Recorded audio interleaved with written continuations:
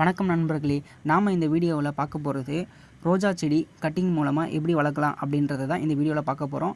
இந்த மாதிரி தரமாக இருக்கக்கூடிய ரோஜா பூக்கக்கூடிய ஒரு செடியை தேர்ந்தெடுத்துக்கணும். அதிலிருந்து அதுக்கு தேவையானதெல்லாம் முதல்ல பார்க்கலாம். தரமான குச்சிகள் நம்ம முதல்ல தேர்ந்தெடுத்து இந்த மாதிரி சீவி எடுத்துக்கணும். அதுக்கப்புறம் இந்த மருந்து, இது பார்த்திங்கனாக்கா நர்சரியில் பயன்படுத்தக்கூடிய மருந்து, பூஞ்சான கொல்லி அப்படின்னு சொல்லுவாங்க. இந்த மாதிரி தேவையான கவர் பேக் தேவைப்படுது. இப்போ மண் கலவை, இந்த மண் கலவை எப்படி நம்ம தயார் பண்ணலாம் அப்படின்றத நான் சொல்கிறேன் பாருங்கள். பொதுவாக கோகோ பீட்டும் செம்மண்ணுமே போதுமானது. தொழு உரம், இது மூணுமே சேர்த்து நீங்கள் சாதாரணமாகவே செடி தயார் பண்ணுறதுக்கு மண் கலவை ரெடி பண்ணலாம். இந்த மாதிரி நம்ம ஈஸியாக மக்கக்கூடிய பிளாஸ்டிக் கவரை தேர்ந்தெடுத்து நம்ம எடுத்து வச்சுக்கணும். ஏன்னா அப்போ தான் கிழிக்கிறதுக்கு ஈஸியாக இருக்கும். இது பார்த்திங்கன்னா வேர் பிடிக்கிறது நம்ம நல்லாவே தெரியும். அதுக்கப்புறம் நல்லா வளர்ந்த செடியிலிருந்து நம்ம இந்த மாதிரி கட்டிங் எடுத்து அந்த முனைப்பகுதி சீவி எடுத்துக்கணும். ஸ்லாண்டிங்காக கட் பண்ணி எடுத்தோம்னா வேர் ஈஸியாக பிடிக்கும் அப்படின்றதுனால நம்ம எடுத்துக்கிறோம். இது பார்த்திங்கனாக்கா பூஞ்சான கொல்லி, இது சாஃப் அப்படின்னு சொல்லி எல்லாருக்கும் நல்லா தெரியும். இது இன்னொரு கம்பெனி. இந்த கம்பெனி பார்த்திங்கன்னா நம்ம ரெண்டு ஒன்று தான், ஓகேங்களா? உங்களுக்கு பார்த்தாலே தெரியும், ரெண்டுமே பூஞ்சான கொல்லி தான்.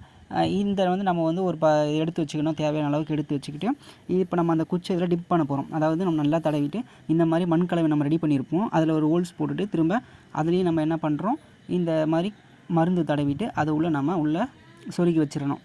கொஞ்சம் லைட்டாக தண்ணி ஸ்ப்ரே பண்ணி இதை நம்ம மூடியும் வைக்கலாம், அப்படியேவும் காற்றோட்டமாக வைக்கலாம். ஆனால் நிழலில் தான் வைக்கணும். நிழலில் வச்சிங்கன்னா ஈஸியாக சீக்கிரமாக வளரும். பொதுவாக பார்த்திங்கன்னா மூடி வச்சிங்க அப்படின்னா ஈஸியாக வேர் பிடிக்கும். அதாவது அது தேவையான நீர்ச்சத்து வெளியே போகாமல் வேர் உற்பத்தி பண்ணுறதுக்கான வேலையை மட்டும் பார்க்கும். அதே நீங்கள் காற்றோட்டமான வேலையை வச்சிங்கன்னா சீக்கிரமாக அது ஒரு சில இதெல்லாம் அழுகவும் செய்யும்.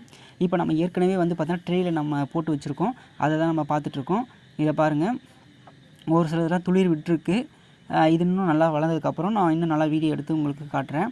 இப்போ பாருங்கள், இது எல்லாமே ஒரு 1 வீக் அப்படி ஆயிடுச்சு. நான் இது கட்டிங் போட்டு இது எல்லாமே கொஞ்சம் ஓரளவுக்கு துளிர் விட்டுருக்கு. தெரியுதுங்களா உங்களுக்கு? இந்த மாதிரி நம்ம ரோஸ் கட்டிங் மூலமாக நம்ம நிறைய செடி உருவாக்கி நம்மளே வளர்த்து வச்சுக்கலாம். இது பார்த்திங்கன்னா ஒரு சில இதெல்லாம் தானாகவே உடச்சி வச்சாலே வளரும். இந்த மாதிரி மருந்து வைக்கணும்னு அவசியம் இல்லை. அதாவது பூஞ்சான கொல்லி வைக்கணும்னு அவசியம் இல்லை. அது சீக்கிரமாக அழுகாமல் பார்த்துக்கும். அது சீக்கிரமாக வேர் பிடிக்கிறதுக்கு உதவும்.